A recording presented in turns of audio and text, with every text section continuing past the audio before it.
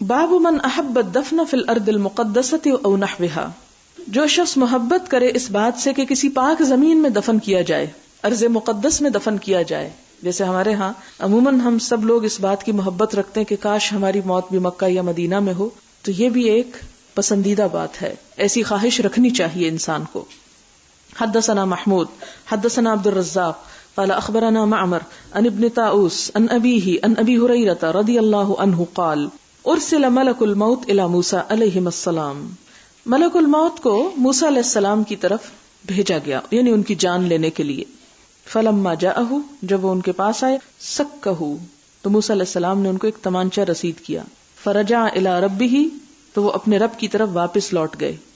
کون؟ ملک الموت. فقال، اور جا کے عرض کیا، ارسلتنی الی عبد، آپ نے مجھے ایک ایسے بندے کی طرف بھیجا، لا یرید الموت، جو موت نہیں چاہتا.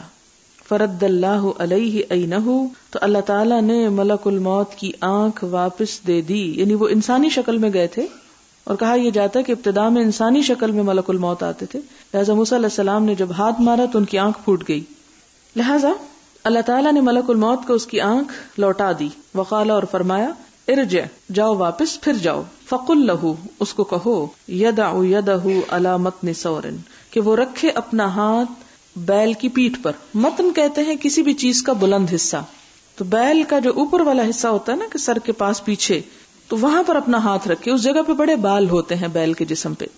فلہ بکل ما غطت بہ یدہ، تو اس کو مل جائے گی اتنی زندگی جتنا اس کا ہاتھ اس بیل کا حصہ ڈھانپ لے گا. بکل شعرۃ، ہر بال کے عوض سنتن، ایک سال مل جائے گا. یعنی بیل کا جو کوہان یا یہ اوپر والا ابھرا ہوا حصہ ہوتا ہے، اس کے بارے میں کیا کہا گیا کہ تم جاؤ موسیٰ علیہ السلام سے کہو کہ وہ اس حصے پہ اپنا ہاتھ رکھ دیں. اور لگتا ہے کہ موسیٰ علیہ السلام کا ہاتھ کافی بڑا تھا اور بھاری تھا، تو جتنے بال اس ہاتھ کے نیچے آئیں گے اس میں سے ہر بال کے عوض ایک ایک سال مل جائے گا. اگر وہ ابھی موت نہیں چاہتے تو اتنی زندگی اور بڑھا دیتے، اور آپ دیکھیں کہ بڑے تھن بال ہوتے ہیں اور بہت گھنے ہوتے ہیں، تو وہ کئی 100 سال بن سکتے ہیں. تو جاؤ موسیٰ کو بتاؤ کہ وہ اپنا ہاتھ کیا کریں، بیل کی پیٹھ پہ رکھیں، جتنے بال ان کے ہاتھ کے نیچے آئیں وہ اتنے برس زندہ رہیں گے. یہاں پر اختصار ہے بہت. ملک الموت پھر موسیٰ علیہ السلام کے پاس آتے ہیں اور ان کو بتاتے ہیں کہ آپ کا رب یہ کہتا ہے کہ آپ ایسا کریں، جتنے بال ہوں گے اتنے سال آپ کو مل جائیں گے. قال اے رب، تو موسیٰ علیہ السلام نے کہا ٹھیک ہے اے رب. ثم ماذا، پھر کیا؟ قال ثم الموت، پھر موت. تو کہتے ہیں اچھا اس کے بعد کیا ہوگا؟ تو کہتے ہیں پھر مرنا ہوگا. قال فالآن، کہتے ہیں اچھا پھر ابھی مر جاتا ہوں، جب پھر بھی مرنا ہے تو ابھی صحیح. فسأل اللہ، تو دعا کی اللہ سے، مانگا اللہ سے کیا؟ ان یدنیہ من الارض المقدسۃ، کہ اللہ تعالیٰ قریب کر دیں ان کو پاک زمین کے، یعنی بیت المقدس مراد ہے. کتنا قریب کر دیں؟ رمیتن بحجر، اتنا قریب جتنی ایک پتھر کی مار ہے، یعنی ایک انسان اگر پتھر پھینکے تو جتنا دور جاتا ہے اتنا. کہا کہ یا رب مجھے بیت المقدس کے اتنا قریب آپ پہنچا دیں کہ میں وہاں مرنا چاہتا ہوں. مراد یہ تھا. قال قال رسول اللہ صلی اللہ علیہ وسلم، راوی کہتے ہیں کہ حضور صلی اللہ علیہ وسلم نے فرمایا، فلو کنت ثم، اگر میں وہاں ہوتا، کہاں؟ بیت المقدس میں، لأریتکم، میں دکھا دیتا تم کو، قبرہ، آپ کی قبر. کس کی؟ موسیٰ علیہ السلام کی. الی جانب الطریق، اس راستے کی ایک طرف، عند الکثیب الاحمر، لال ٹیلے کے پاس. یعنی موسیٰ علیہ السلام کی قبر کے نشان حضور صلی اللہ علیہ وسلم کے زمانے تک موجود تھے. یعنی مراد کیا ہے؟ ساری حدیث کا خلاصہ باب کے ساتھ کیا ہے؟ بات یہ ہے کہ موسیٰ علیہ السلام پر جب موت کا وقت آیا تو انہوں نے جان نہ لینے دی فرشتے کو، لہٰذا اللہ تعالیٰ نے دوسری آفر کی کہ اچھا اتنا اور جی لو. پھر وہ فرشتہ آفر لے کر آیا کہ اتنے سال کی تمہیں اجازت ہے. تو موسیٰ علیہ السلام نے کہا پھر کیا ہوگا؟ انہوں نے کہا کہ جی مرنا ہوگا. اچھا اگر مرنا ہی ہوگا تو ابھی مر جاتے ہیں، لیکن ایک خواہش ہے، اور وہ خواہش یہ ہے کہ میں ارض مقدس پہ جا کے مروں اور اس کے قریب ترین ہو جاؤں، بیت المقدس کے قریب ترین پہنچ جاؤں اور میری قبر وہاں پر ہو. لہٰذا اللہ تعالیٰ نے، یہاں تو نہیں لکھا ہوا لیکن آپ صلی اللہ علیہ وسلم کے فرمان سے یوں معلوم ہوتا ہے کہ اللہ تعالیٰ نے ان کی دعا قبول کر لی. موسیٰ علیہ السلام جہاں کہیں بھی تھے ان کو وہاں پر پہنچا دیا گیا، اور ان کی قبر بیت المقدس کے اتنے قریب تھی جتنا ایک پتھر کی مار ہوتی ہے، یعنی بہت قریب. اور وہاں پر حضور صلی اللہ علیہ وسلم کے زمانے تک اس کا نشان تھا. اسی لیے آپ نے فرمایا اگر میں وہاں ہوتا اور تم لوگ بھی وہاں ہوتے تو میں تمہیں اس قبر کے نشاندہی کر دیتا کہ وہ کہاں ہے. وہ قبر لال ٹیلے کے قریب ہے، رستے کے ایک کنارے پر. تو اس سے امام بخاری بتانا ہمیں یہ چاہتے ہیں کہ ہمیں بھی یہ تمنا رکھنی چاہیے کہ ہم اچھی جگہوں پر دفن ہوں. آپ کو یاد ہوگا میں نے آپ کو یہ قصہ پہلے بھی بتایا تھا کہ خطیب بغدادی بہت بڑے عالم تھے. انہوں نے صحیح بخاری کریمہ المروزیہ کو 3 دن میں سنا دی تھی. وہ پہلی دفعہ نہیں پڑھ رہے تھے نا، اس لیے بہت دفعہ پڑھ چکے تھے. اور ان کے ہاں ایک ہی دفعہ نہیں پڑھی جاتی تھی.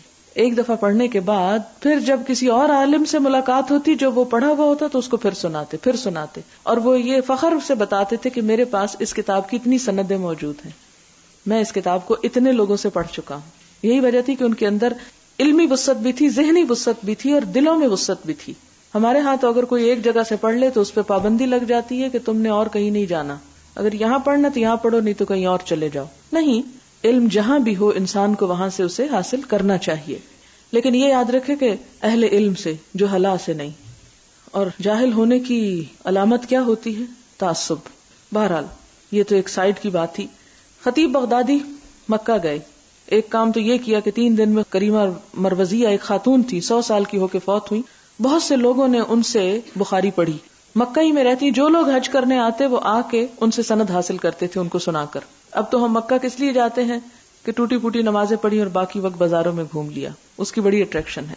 لیکن وہ لوگ کیا ہوتا تھا کہ حج کرنے کے ساتھ ساتھ کیا تلاش کرتے تھے کہ اہل علم کہاں ہے، وہاں پہنچے. بہرحال وہ ان کے پاس پہنچے، بخاری پڑھی، زمزم پیا، اور زمزم پی کے 3 دعائیں مانگی. ایک تو کہ اللہ بغداد کی ایسی تاریخ لکھنے کی توفیق دے جو میرے بعد کوئی نہ لکھ سکے، اور ابھی تک تو کوئی نہیں لکھ سکا ویسی، یہ 14 جلدوں میں لکھی تھی انہوں نے. دوسری بات یہ کہ مجھے بغداد کی جامع مسجد میں درس دینے کا موقع عطا کر، کیونکہ بہت بڑا شرف تھا کہ بغداد کی جامع اور وہاں کوئی شخص تعلیم دے لوگوں کو. اللہ نے وہ دعا بھی قبول کی. تیسری دعا یہ مانگی کہ اللہ بشر الحافی کے ساتھ قبر دینا، وہاں دفن کیا جاؤں. بشر الحافی کا نام آپ نے سنا ہوگا، بہت بڑے بزرگ تھے، اللہ والے تھے، تو مجھے بھی ان کے ساتھ قبر ملے. تو جس طرح انسان دنیا میں چاہتا ہے کہ اچھے لوگ اس کے دوست ہوں، اسی طرح مرنے کے بعد بھی یہ تمنا ہونی چاہیے کہ یا اللہ ہمارا جو آخری انجام ہو اچھے لوگوں کے ساتھ ہو، اور مرنے کے بعد ہم مر کر بھی اچھے لوگوں کے ساتھ، یعنی قبرستان بھی ایسا نصیب ہو، قبر بھی ایسی جگہ نصیب ہو کہ جہاں پاس والے مردے کو عذاب نہ ہو رہا ہو کہ اس کے عذاب سے کچھ حصہ دوسری طرف بھی پہنچ جائے، بلکہ نیک لوگوں کے ساتھ ہوں کہ ان پہ جو رحمت برسے تو شاید ہمیں بھی کچھ اس کا حصہ نصیب ہو جائے. تو یہاں بتانا یہ مقصود تھا. تو جو عقل مند لوگ ہوتے ہیں وہ اپنے لیے ایسی چیزیں سوچ کر ایسی چیزوں کی دعائیں مانگتے ہیں. اگر ہم کو مکہ میں جانے کا موقع مل جائے تو ہم کیا دعا مانگے؟ اتنا مال مل جائے، اتنے گھر مل جائیں، اتنے فلاں اور فلاں چیز مل جائے. اور یہ کس سے اندازہ ہوتا ہے کہ مثلاً آپ جا رہے ہو تو لوگ جو آپ کو دعائیں بتاتے ہیں ان میں اسی قسم کی دعائیں ہوتی. اس کا یہ نہیں مطلب کہ دنیا مانگنی نہیں چاہیے. اللہ تعالیٰ انسان کی نفسیات کو سمجھتے تھے، اسی لیے فرمایا ربنا آتنا فی الدنیا حسنۃ وفی الآخرۃ حسنۃ. مانگ لو جو دل میں آیا نا، پہلے دنیا کا سب کچھ مانگ لو، لیکن صرف دنیا نہ مانگو، کیونکہ صرف دنیا مانگنا بدبختی ہے. کیوں؟ اس لیے کہ دنیا تو جلدی ختم ہو جائے گی اور آخرت ہمیشہ ہمیشہ باقی رہے گی. اس لیے دنیا سے تو رخصت ہونا ہی ہے، لیکن قبر میں پتہ نہیں کتنے 100 سال رہنا، اور کہاں کس کے ساتھ ہڈیاں جا ملے. تو نیک لوگوں کے ساتھ ہی جا ملے اور انہی کے ساتھ ہی انجام ہو تو اس سے بہت فائدہ ہو سکتا ہے. باب الدفن باللیل، رات کے وقت دفن کرنا. ودفن ابو بکر رضی اللہ عنہ لیلا، اور حضرت ابو بکر صدیق رضی اللہ تعالی عنہ رات کو دفن ہوئے. حدثنا عثمان بن ابی شیبہ حدثنا جریر عن الشیبانی عن الشعبی عن ابن عباس رضی اللہ عنہما قال صلی النبی صلی اللہ علیہ وسلم علی رجل بعدما دفن بلیلۃ، کہ نبی صلی اللہ علیہ وسلم نے ایک شخص کے اوپر نماز جنازہ پڑھی جو رات کو دفن کیا گیا تھا. قام هو واصحابہ، وہ اور آپ کے ساتھی کھڑے ہوئے. وکان سأل عنہ، آپ نے اس کے بارے میں پوچھا. فقال من ھذا، کہا یہ کون ہے، یہ کس کی قبر ہے. قالوا فلان دفن البارحہ، تو لوگوں نے بتایا یہ اس شخص کی قبر ہے جو کل ہی دفن ہوا. فصلوا علیہ، تو آپ نے اس پر نماز پڑھی.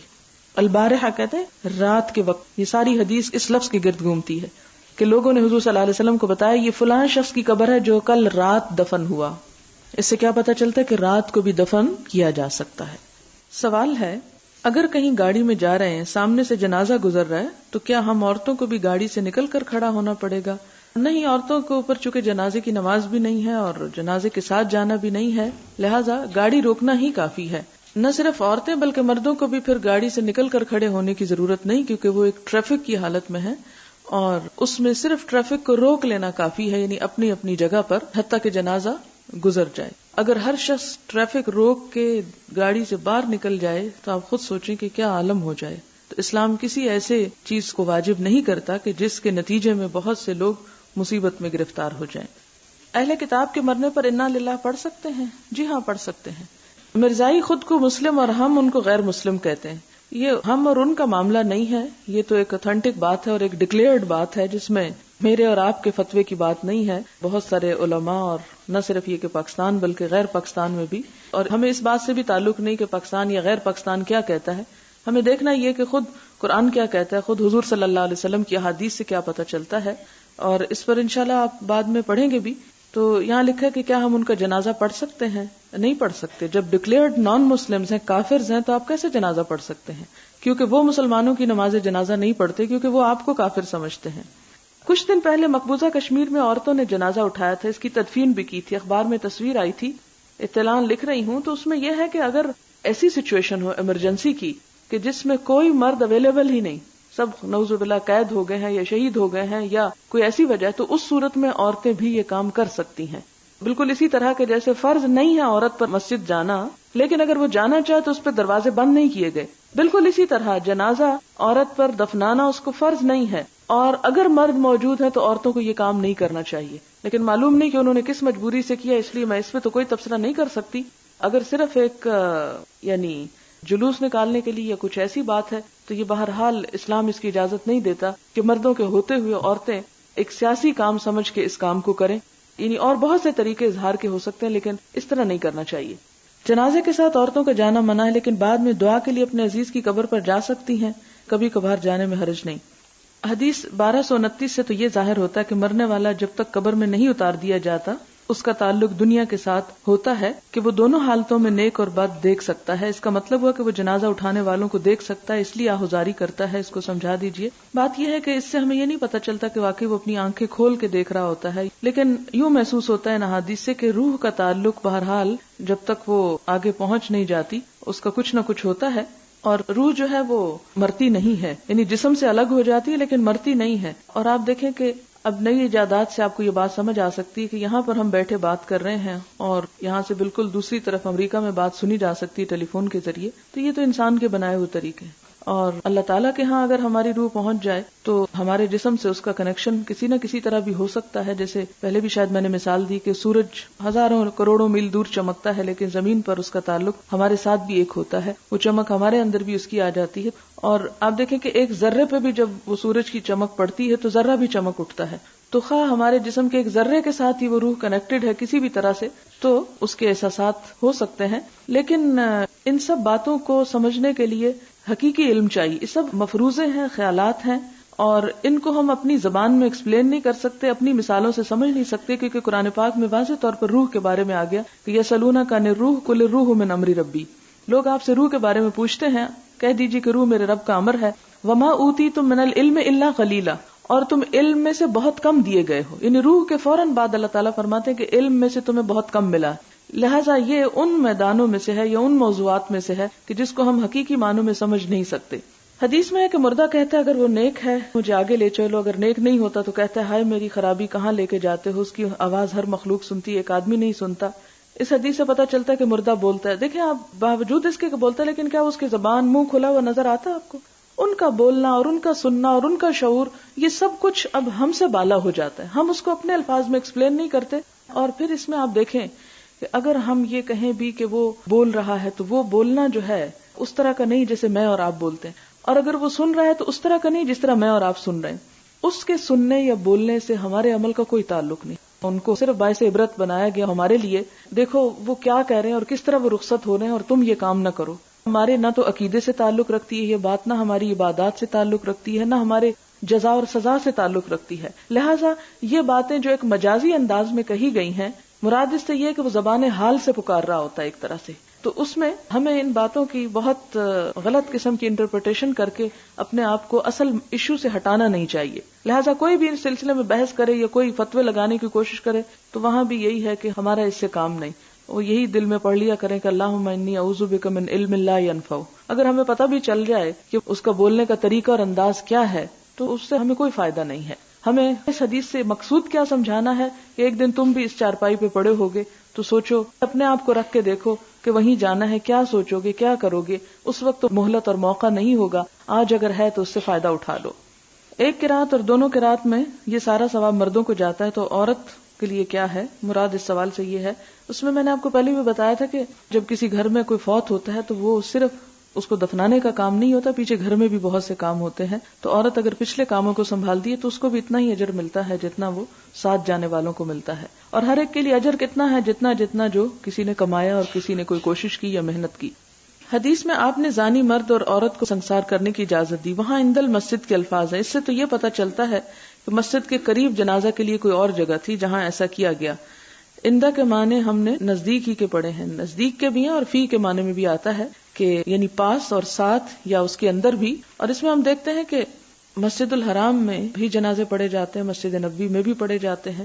اور اس دور میں مسجد نبوی کے اندر جیسا کہ وہ خیمہ ایک لگایا گیا، اسی طرح وہاں پر غیر مسلموں کو قید کیا گیا. وہ سمامہ بن اسال کو باندھا گیا تھا ستون کے ساتھ. اسی طرح آپ صلی اللہ علیہ وسلم مختلف مقدمات کا فیصلے کیے کرتے تھے اور حد جاری کیا کرتے تھے. تو حد جاری کرنے کے لیے مسجد کو استعمال کرنے میں حرج نہیں ہے. کیا جنبی شخص نماز جنازہ میں شرکت کر سکتا ہے؟ آپ سوچیں کہ نماز جنازہ ایک نماز ہے، اس میں تکبیر ہے، اس میں تسلیم ہے، صرف رکوع اور سجدہ نہیں. اور اس میں حضرت عبداللہ بن عمر کا شاید عمل تھا کہ اس میں وہ وضو کیا کرتے تھے. تو وضو کے بغیر بھلا نماز کا تصور بھی کہاں. اور وضو تو ایک چھوٹی بات ہے، جنابت تو بہت بڑی چیز ہے، اس کے ساتھ نماز جنازہ نہیں ہو سکتی. کسی عورت نے کہا کہ میت کی بخشش کے لیے کیا دعا مانگوں؟ کیا میں ان کو یہ دعا یاد کرا دوں جو نماز جنازہ میں ہوتی ہے؟ اللہم اغفر لہ وارحمہ وعافہ واعف عنہ واکرم نزلہ، آخر تک. بہت خوبصورت دعا ہے، یاد کرا سکتے ہیں، اس لیے کہ اتنی جامع دعا ہے، سب کچھ آ جاتا ہے اس میں. اور ہم خود ویسے بھی اجمی ہیں، گنگے ہیں، نہیں آتا مانگنا. تو اگر آپ صلی اللہ علیہ وسلم کے الفاظ میں مانگ لیا جائے تو زیادہ فائدہ پہنچا سکتے ہیں میت کو. موسیٰ علیہ السلام کے پہلے مکے کے بارے میں جو انہوں نے قبطی کو مارا تھا، میں یہی سمجھی تھی کہ وہ غلطی سے کسی نازک جگہ پر لگ گیا ہوگا، لیکن جو مکہ انہوں نے ملک الموت کو مارا اس کی سمجھ نہیں آئی. یہی محسوس ہوا کہ ان کا مکہ بڑا خطرناک تھا. لیکن میں حیران ہوں کہ انہوں نے فرعون کو مکہ نہیں مارا، کیونکہ اگر چاہتے تو کبھی تنہائی میں ایک مکہ مار کے اسے ختم کر سکتے تھے. آپ دیکھیں، آپ مکے کی بات کرتی ہیں، اللہ تعالیٰ نے تو ان کو حکم دیا تھا کہ اذهبا الى فرعون انه طغى فقولا له قولا لينا لعله يتذكر او يخشى. مکہ مارنا تو بہت دور کی بات، اللہ تعالیٰ نے یہ کہا تھا کہ جب اس کے پاس جاؤ تو بات بھی نرمی سے کرنا. قولا له قولا لينا. اور اگر فرعون کے ساتھ نرمی سے بات کرنے کا حکم ہے تبلیغ کے موقع پر تو باقیوں کے ساتھ کیا ہوگا. یہ کہتے ہیں کہ جب ہمیں کہیں تعزیت کے لیے جائیں تو لوگ سپارہ پڑھنے کو کہتے ہیں، مردے کو بخشنے کے لیے کہ ایسا کرنا صحیح ہے، اگر نہیں تو ہم تعزیت والے گھر میں کیا کریں. ایسا ہے کہ ایک کتاب ہے کتاب الجنائز، کیونکہ بخاری میں تو صرف وہ احادیث ہیں جو بخاری کی شرط پہ پوری اترتی ہیں، لیکن اس کے علاوہ بھی کچھ اور صحیح احادیث ہیں.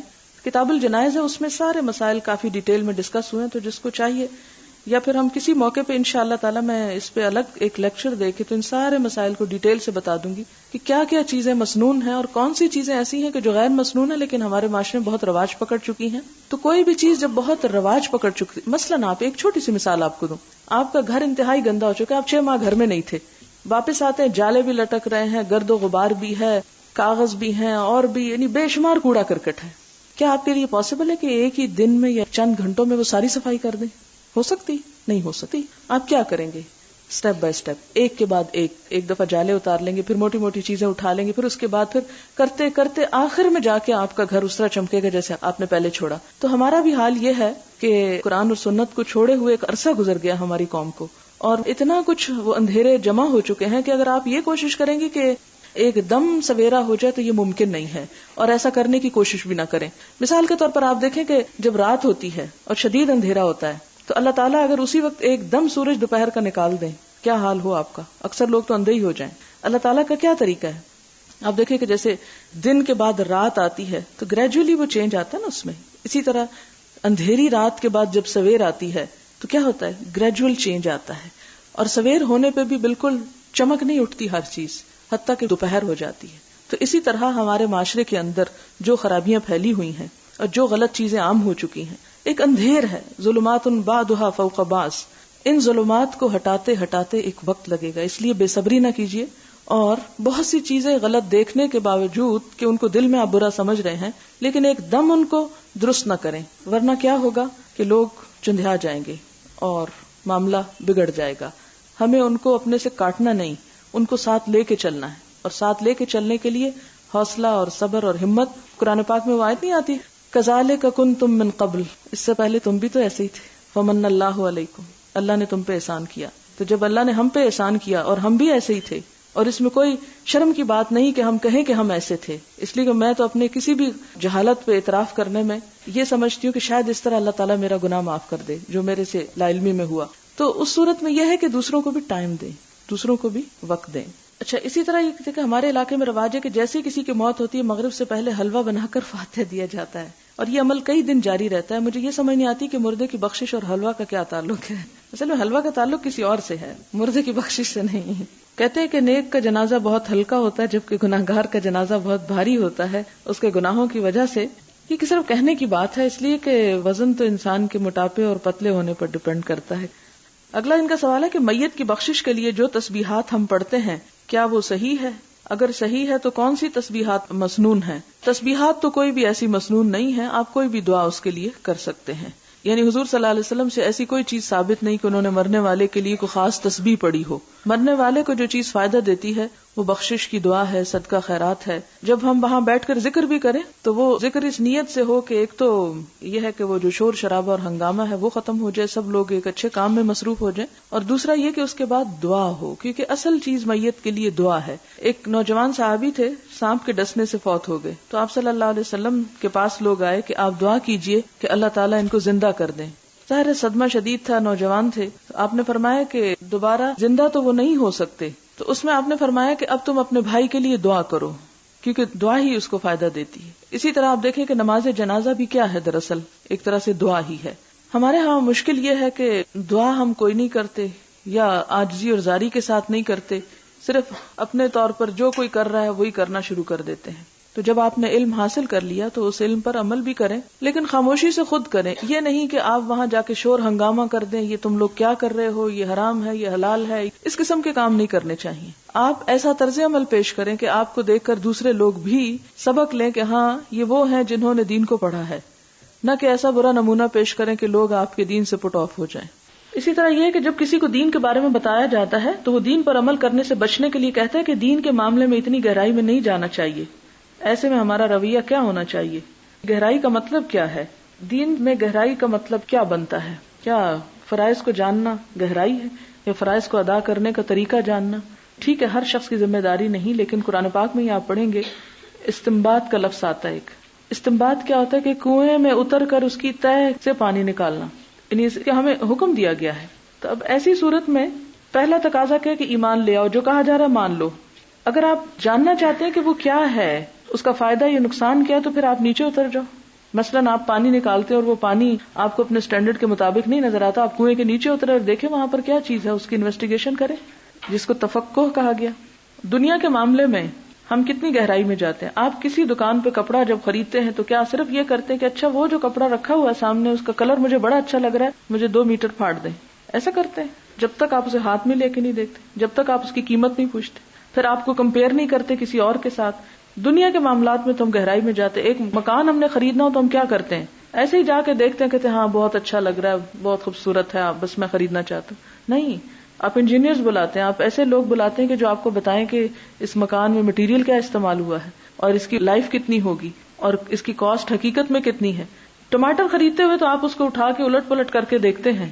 تو دین کے معاملے میں جاننا اور اس میں سمجھ بوجھ پیدا کرنا اور اس میں کچھ غور و فکر کرنا جو ہے وہ آپ حد سے بڑی ہوئی چیز سمجھتے ہیں۔ یہ صرف اپنے آپ کو بچانے کی ایک چیز ہے۔ وآخر دعوانا الحمدللہ رب العالمین۔ سبحانک اللہم وبحمدک نشہد ان لا الہ الا انت نستغفرک ونتوب الیک۔ والسلام علیکم ورحمۃ اللہ۔